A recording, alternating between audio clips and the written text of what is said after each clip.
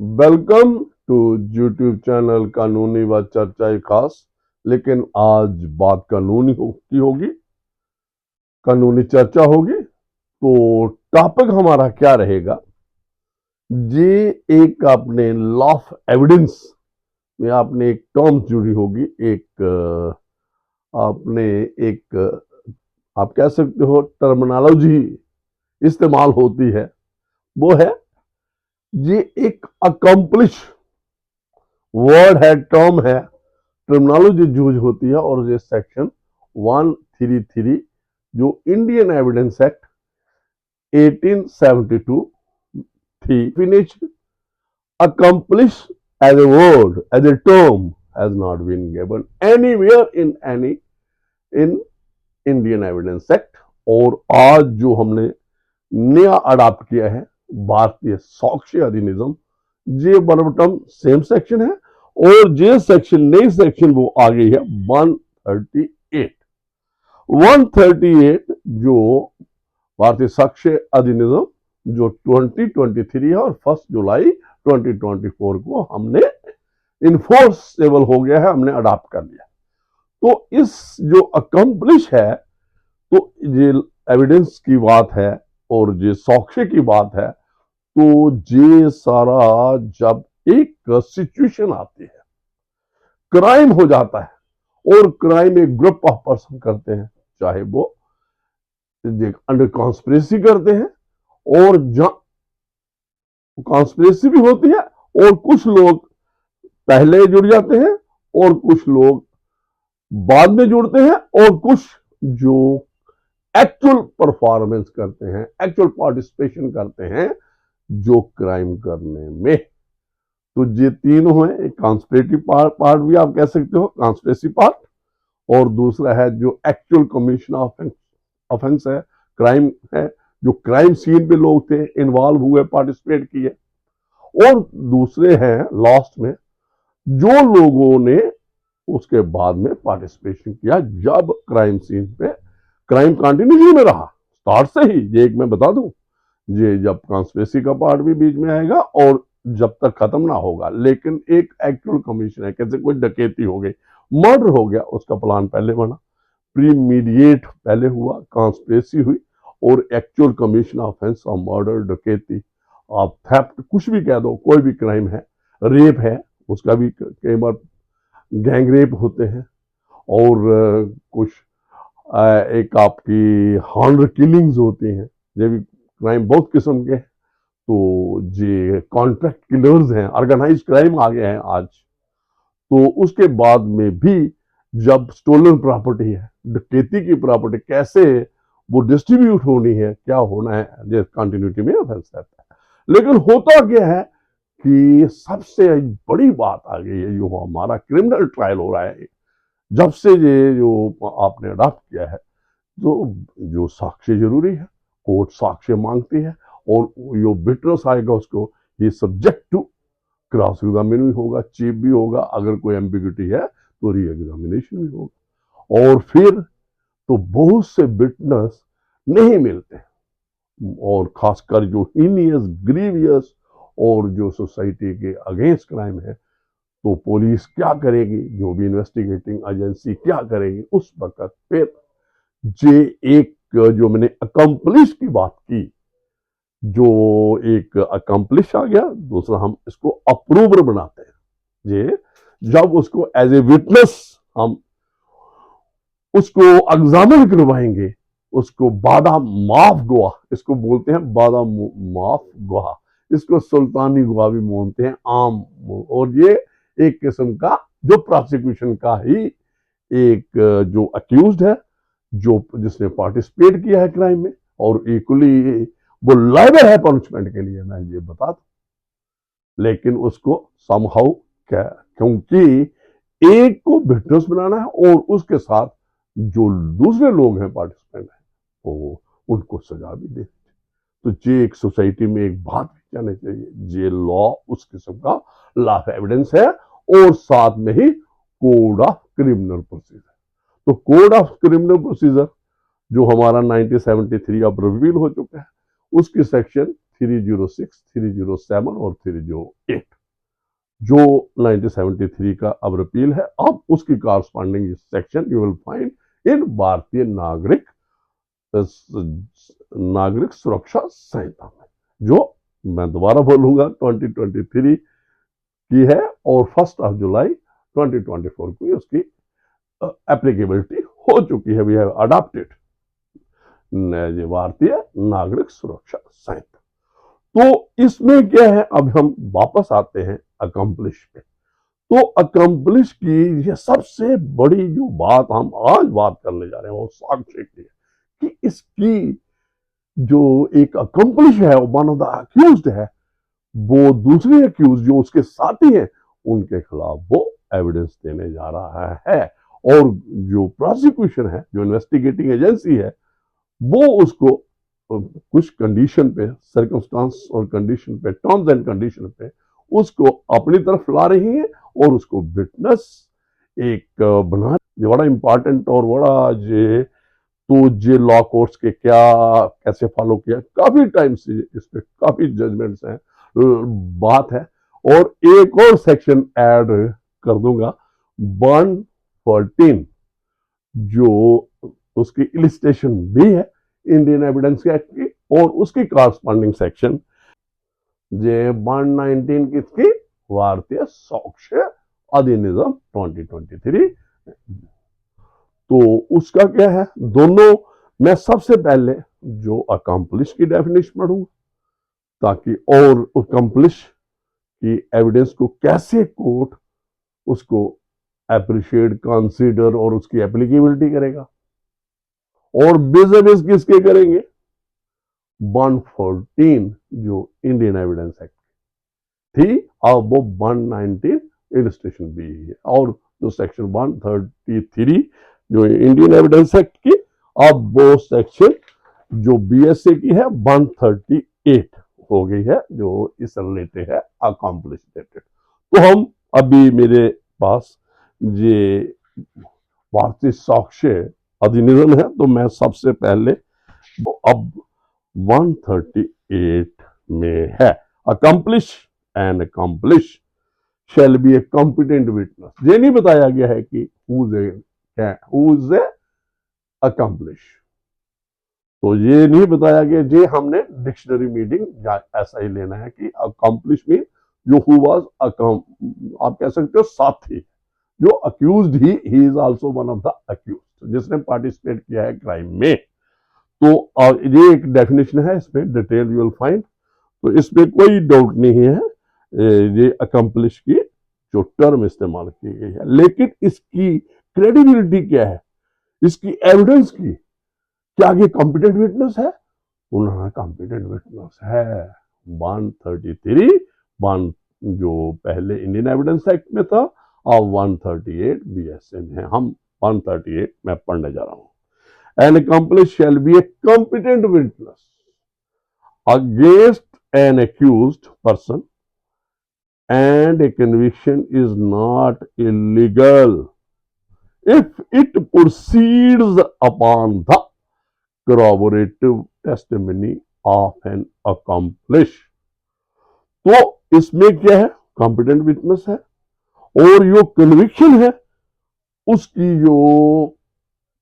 जो वो उसकी साक्षी होगा, जो उसकी एविडेंस होगी, जो वो स्टेटमेंट देगा जो वो कोर्ट में, तो वो मानी जाएगी, और जो भी conviction on the basis of that होगी, जो भी ऑन द उसकी स्टेटमेंट को कंसीडर अप्रिशिएट करते हुए जो देगा, तो that would be considered as a legal conviction, not illegal conviction, जो जहां पे बात हुई है।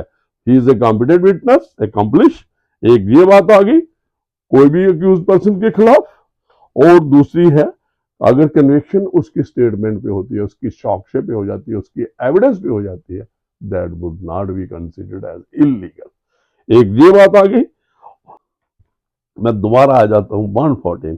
लोग कहते हैं ये कॉन्ट्राडिक्टरी है, ये कुछ और बात करता है, ये क्या वो इन कॉन्ट्राडिक्शन है टू जो हमने पढ़ा 138, जहां ये आपको इसकी इंटरप्रिटेशन और इसकी समझ, इसकी डीप नॉलेज और इसकी एप्लीकेबिलिटी आना चाहिए जजेस को।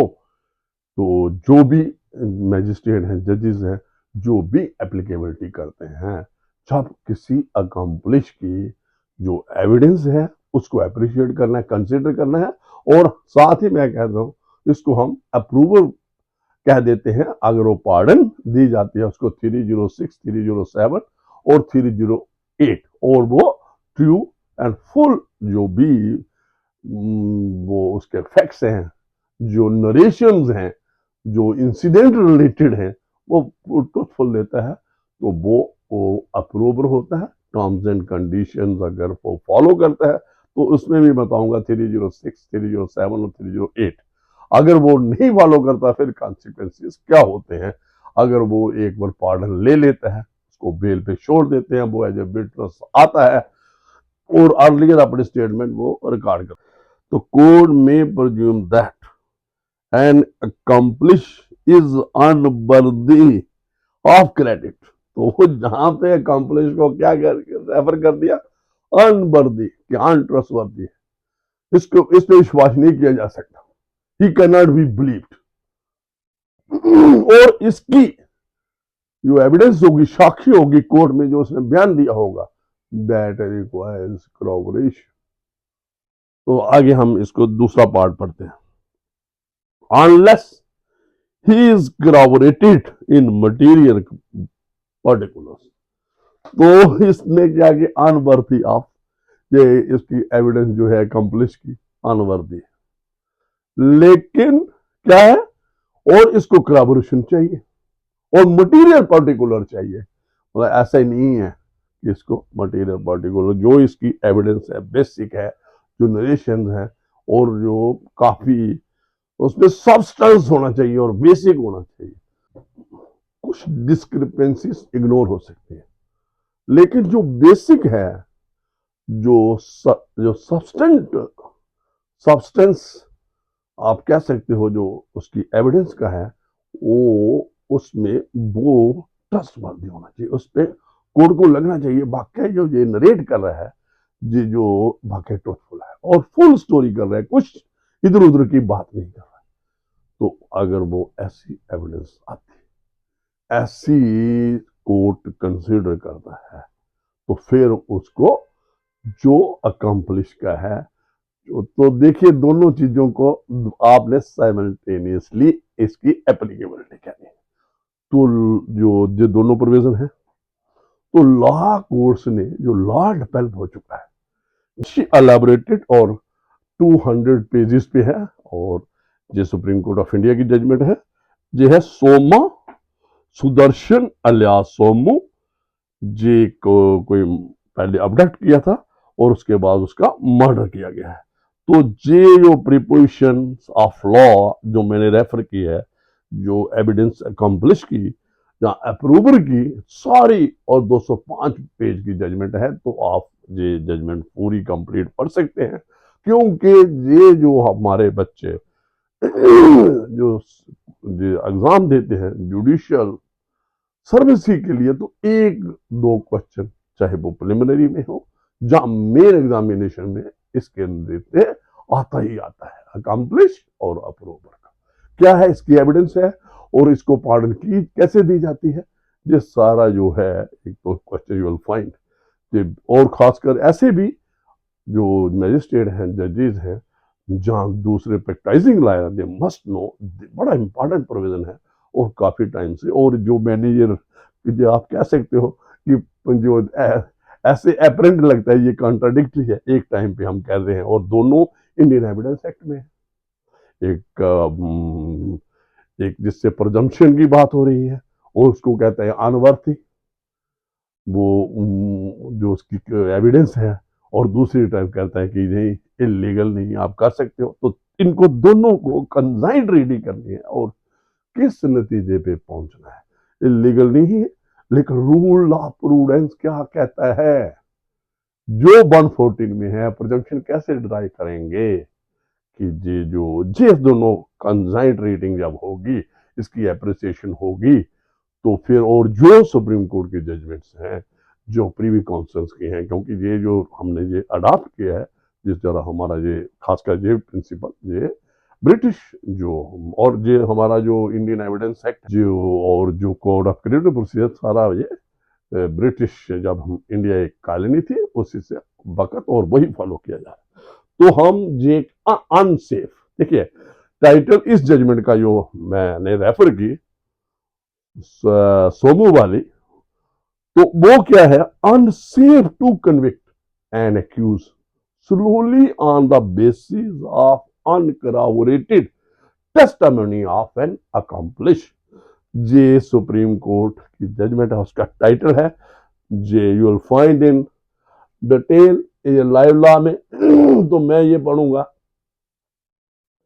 Supreme Court has observed that it would be unsafe to convict an accused solely based on uncorroborated testimony of an accomplice। तो उन्होंने कहा इलीगल नहीं है, लेकिन जो 138 कहती थी जो सेक्शन है 133 सॉरी, और जो अब बीएसए की 138 है, तो the bench comprising of justice Rohinton, Fali Nariman, K M Joseph and V Rama Subramanian said that an accomplice to be believed, he must be corroborated in material particulars, not पूरा मटेरियल, सब्सटेंस होने चाहिए उसकी, जो उसमें छोटे pencils can be ignored in his testimony. The court upheld ये जो बात हुई है, conviction for the abduction and murder of तमिलनाडु's पॉलिटिशियन एक्स एमएलए वाला in 2001, the case was referred to 3-judge bench following a split verdict by ये division. पहले ये डाइसेंस अपना ओपिनियन दिया। In this case, the court discussed the contradiction between two provisions of Indian Evidence Act। तो section 133 of Indian Evidence Act declares that an accomplice is a competent witness, and further that a conviction based on uncorroborated testimony of an accomplice is not illegal।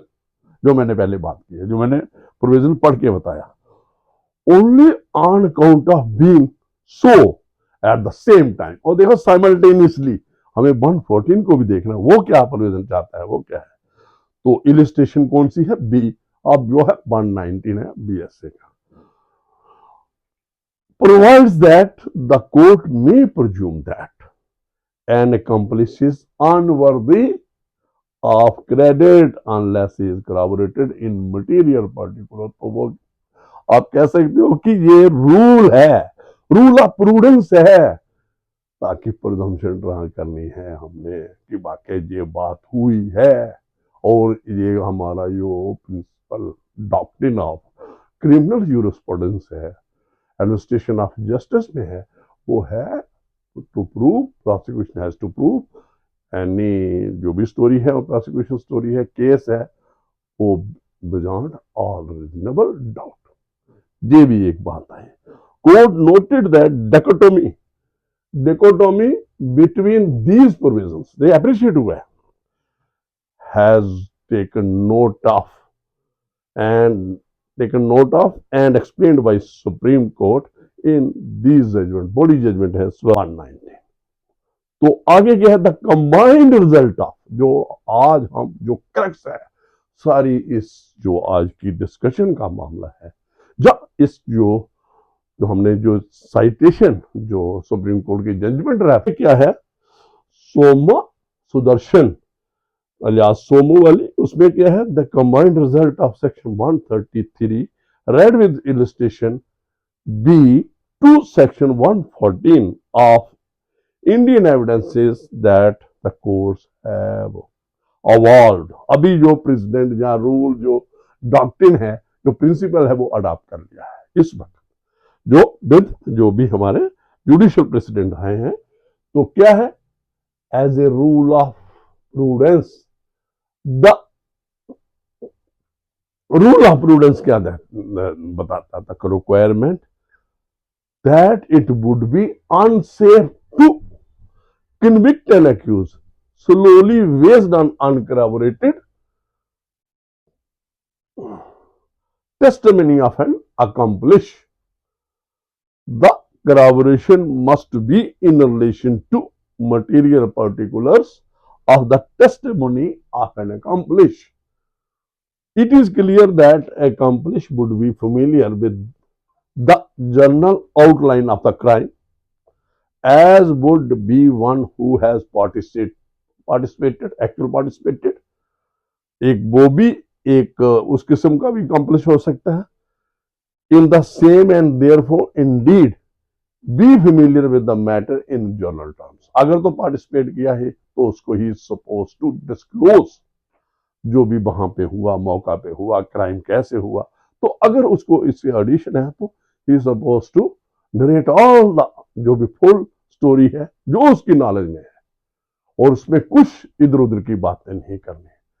तो ये the connecting link between a particular accused and the crime is where corroboration of testimony of an accomplice would assume crucial significance। बड़ी important है। तो the evidence of an accomplice must point to the involvement of a particular accused, जिसके खिलाफ वो evidence के अंदर है और जिसके खिलाफ वो एविडेंस अप्रिशिएट हो रही है, कोट कर रहा है। It would no doubt be sufficient if his testimony in conjunction with other relevant evidence, corroborative evidence is needed। ये जो रूल ऑफ प्रूडेंस डिमांड्स कि कुछ एविडेंस होने चाहिए जो अकम्पलिश की जो स्टोरी है, जो उसके नरेशन है को एज एविडेंस साक्ष्य में कोर्ट में देता है, और उसको क्रॉवर्ड करने के लिए वाकई ये ठीक कह रहा है तो थोड़ा कुछ additional evidence, corroborative evidence is needed। Unmistakably makes out the case for convicting the accused। अगर कुछ corroborative evidence है वो coincide करती है, वो corroborate करती है कि वाकई ये जो ये accomplish बात कर रहा है, अप्रूवर बात कर रहा है, साक्ष्य दे रहा है, तो ये जो दूसरी सर्कमस्टांशियल एविडेंस है इसके साथ बिल्कुल कोलैबोरेट करती है, इसको सपोर्ट करती है। तो ये अभी क्या हो गया?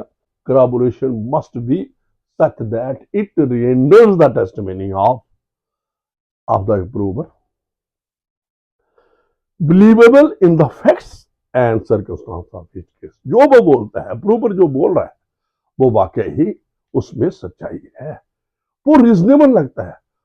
वो जो भी एक प्रूडेंट मैन, और खास जहां तो प्रूडेंट मैन जैसा है जो अप्रिशिएट करेंगे, तो the testimony of one accomplished can not be ordinarily be supported by the testimony of another approver. देखिए क्या है, एक अकम्प्लिश है जिसको आपने अप्रूवर नहीं बनाया, जिसको वादा माफ गवाह नहीं बनाया, जिसको पार्डन नहीं दी है, उसकी एविडेंस और आप दूसरी अप्रूवर की एविडेंस को कोलैबोरेशन नहीं मान सकते, क्योंकि दोनों एक ही they are sailing on same boat. तो आप क्योंकि इनकी अदरवाइज और एविडेंस होने चाहिए, चाहे सर्कमस्टांशियल है या कोई और किस्म की एविडेंस है जो सपोर्ट करती है, corroborate करती है जो भी अकम्प्लिश और अप्रूवर का rule of prudence has evolved into the principle of law is that an accomplished to be believed he must be corroborated in material particular of his testimony। जरूरी है corroboration। इन शॉर्ट क्रक्स क्या है कि जो भी accomplish है जहां approver की जो और मटेरियल ये पर्टिकुलर होनी चाहिए, सब्सटेंस होना चाहिए जो उसकी एविडेंस है और जो corroborative एविडेंस के साथ कोइंसाइड सपोर्टिव होना चाहिए। The evidence which is used to be corroborate an accomplish need not be direct evidence, it can be in the form of circumstantial। वो जरूरी नहीं है कि डायरेक्ट एविडेंस हो, वो सर्कमस्टांशियल मेडिकल एविडेंस है। जैसे है कोई आपको साइंटिफिक एविडेंस है, एफएसएल की है या और किस्म की एविडेंस है, तो वो आप उसको सपोर्टिंग एविडेंस कह सकते हैं। एक और है तो इसके बारे में आगे बात की है। And accomplice is in many cases pardon दी गई and he becomes what is known as an approver. उसके जहां पार्डन मिलेगी तो अकम्प्लिश से वो अप्रूवर बन जाता है। तो किसके, जो हमारा कोड ऑफ क्रिमिनल प्रोसीजर की सेक्शन जो रेलेवेंट है, मैंने 306, 307, 308 है। An elaborate procedure for making a person an approver has been set out in section 306 कि कैसे उसको पार्डन देनी है, कैसे उसकी स्टेटमेंट रिकॉर्ड होनी है। और ये 306 में briefly the person is proposed as an approver. उसको जो प्रोसिक्यूशन है वो कोर्ट में लाती है, मैजिस्ट्रेट के पास लाती है, जुडिशियल मैजिस्ट्रेट कहती है कि जनाब ये अप्रूवर बनने के लिए तैयार है। तो court the exercise is undertaken before the competent magistrate. जो भी मैंने पहले ही बात की, तो जब उसके पास लाते हैं तो फिर वो ये सारी एक्सरसाइज पार्डन देने की, उसकी स्टेटमेंट लिखने की, जो भी टर्म्स एंड कंडीशन उसमें है, विल गिव एन अनवार्निश्ड, कोई उसमें इधर उधर की बात ना होगी, version of the event in which he is one of the participants in the crime. He would expose himself, obviously अपनी भी पार्टिसिपेशन बताएगा कि मैंने भी भाग लिया है, किसी डकैती में है, किसी मर्डर में है, किसी कोई भी किस्म का रेप में है, कुछ भी क्राइम है तो उसमें, तो he would expose himself to the proceeding under section 308 ऑफ सीआरपीसी। 308 क्या है, जब वो फॉलो नहीं करता है फिर आगे वो आप कहते हैं रिजाइन कर जाता है, जो उसने स्टेटमेंट मैजिस्ट्रेट के पार्डन लेते हुए दी है उससे हट जाता है, तो वो consequences face he is supposed to do. और फिर उसका सारा आगे वो सेम दूसरे अक्यूज की तरह उसका ट्रायल होगा। अगर वो रिजाइन करता है, जो भी पार्डन लेके भी स्टेटमेंट और फुल स्टोरी नरेट नहीं करता है, इसके बारे में बात की है। Section 308 contemplates that if such person has not complied with the condition on which the tender of pardon was given, either by willfully conceal करता है anything essential or by giving false evidence, he can be put on trial। फिर उसका regular trial दोबारा होगा as an for the offense in respect of which the pardon was so tendered, or for any other offense of which he appears to be guilty in connection with the same matters। हमारी जो ये सोमा सुंदरन वाली जो judgement है, ये तो ये इस जजमेंट में काफी एलेबोरेटिव है, और इससे पहले भी जो जजमेंट्स हैं कि आपको कैसे बैलेंस स्ट्रोक करना है और उसकी कैसे एप्लीकेबिलिटी है। आपके पास 133 भी है इंडियन एविडेंस की, और साथ में आपके 114 और उसकी इलस्ट्रेशन भी है। Whilst it is not illegal to act upon uncorroborative evidence.